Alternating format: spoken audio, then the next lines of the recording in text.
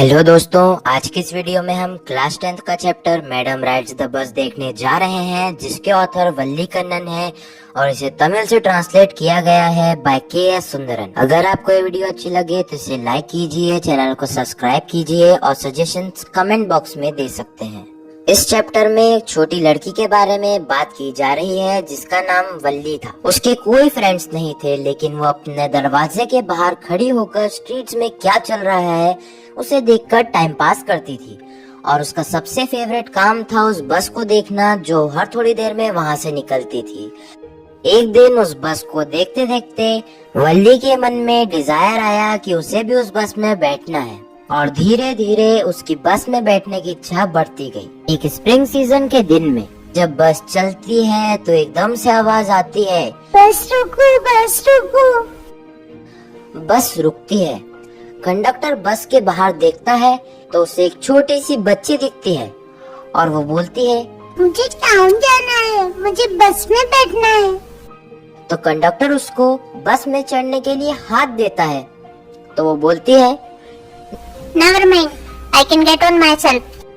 वो एक मैडम जैसे कहती है और कंडक्टर ये सुनकर उसका मजाक बनाने लग जाता है और उसे मैडम कहकर बुलाने लगता है। उसके बाद वो कंडक्टर को 30 पैसे दे देती है और जाकर सीट पर बैठ जाती है।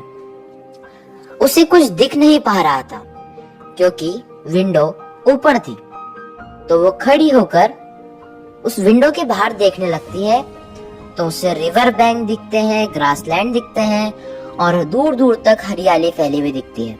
उसे बहुत अच्छा लगता है। अचानक पीछे से एक बूढ़े अंकल बोलते हैं, सुनो बच्ची, ऐसे वहाँ खड़े मत रहो, बैठ जाओ।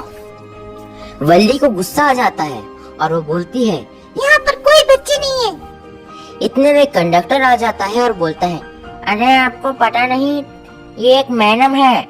आपको लगता है कोई छोटी बच्ची सिटी तक जाने के लिए रेंट दे सकती है? मैं कोई मैडम नहीं हूँ और आपने मुझे टिकट भी नहीं दिया। आपने टिकट का पैसा दिया है तो आप सीट पर बैठिए, आपकी जर्नी ज्यादा कंफर्टेबल होगी। वो कंडक्टर को बोलती है, मेरी जो इच्छा होगी मैं वो करूँगी। पर जब बस में पैसेंजर्स आ जाते हैं तो उसे लगता है कि कहीं उसकी सीट न चली जाए, तो वो सीट पर बैठ जाती है। उसके बाद वहाँ पर एक ओल्ड वुमेन आ जाती है और उसने बहुत बड़े इयररिंग्स पहने होते हैं। उसके पास से अजीब सी स्मेल आ रही होती है। वो वल्ली से बोलती है, अरे इतनी छोटी बच्ची अकेले ट्रेवल कर रही है, क्या तुम्हें पता भी है कि तुम्हें किस स्ट्रीट में जाना है और किस हाउस नंबर पे जाना है? इससे वल्ली को बहुत गुस्सा आ जाता है और वो बोलती है, You don't bother about me. मैं अपनी केयर खुद कर सकती हूँ। और हाँ, मैंने टिकट भी लिया है। वो बस में बैठने के लिए एक प्लान बनाती है और डिसाइड करती है कि वो क्या क्या करेगी। तो उसके लिए उसने अपने रिश्तेदारों और नेबर्स से पता किया कि बस में बैठने के और सिटी तक जाने की चार्ज 30 पैसे है और सिटी यहाँ से 6 माइल्स दूर है, यानी उसे घर तक वापस आने के लिए 30 पैसे और चाहिए। इसका मतलब उसे टोटल उसकी जर्नी के लिए 60 पैसे की जरूरत है। उसने बस के टाइमिंग्स पता किए और दिन के 1 to 2:45 वाले स्लॉट में जाने का सोचा, जब उसकी मम्मी सोती है ताकि उन्हें पता ना चले। उसने बहुत मेहनत करके उन पैसों को बचाया जिससे वो टॉयज वगैरह खरीद सकती थी। जब वो एक जगह से निकल रहे थे तो उसे रोड के बीच में एक काऊ दिखती है जो चलती बस के सामने आ जाती है और वो समझ नहीं पा रही थी उसे कहाँ जाना है। इसे देखकर वल्ली बहुत हंसती है।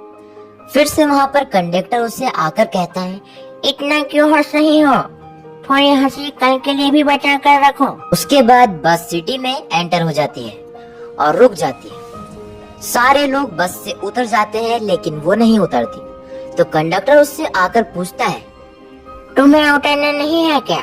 बाहर इतने अच्छे स्टॉल है, इतने अच्छे नजारे हैं। तो वो कंडक्टर को और 30 पैसे देकर बोलती है कि मैं वापस भी इसी बस में ऐसे ही जाऊंगी। वो वल्ली को कोल्ड ड्रिंक और बाकी चीजें ऑफर करता है, पर वो मना कर देती है। कंडक्टर बोलता है, ये फ्री है, मैं तुमसे इसके पैसे नहीं लूंगा।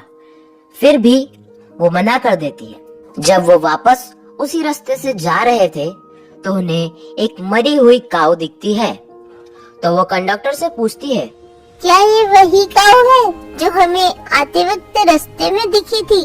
कंडक्टर बोलता है, हाँ ये वही काऊ है, शायद इसे हाई स्पीड व्हीकल ने टक्कर मार दी और ये मर गई।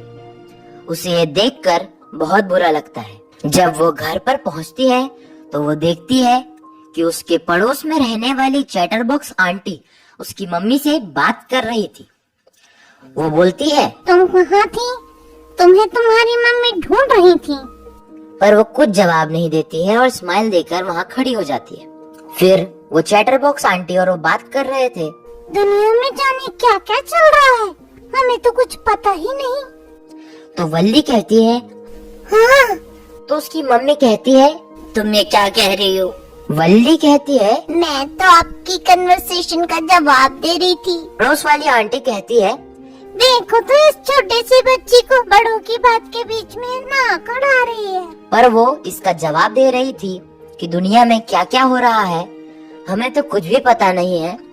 कि उन्हें ये भी पता नहीं है कि वल्ली अभी बस राइड लेकर आ रही थी। इस स्टोरी में ऑथर बच्चों की क्यूरियोसिटी को दिखा रहे हैं। वो यह भी बता रहे हैं कि नई चीजों से बच्चे कितनी जल्दी और आसानी से फैसिनेट हो जाते हैं और उनकी क्यूरियोसिटी तब तक खत्म नहीं होती जब तक वो उस काम को कर नहीं लेते। इस स्टोरी में वल्ली को लाइफ और डेथ की मिस्ट्री के बारे में भी पता चलता है।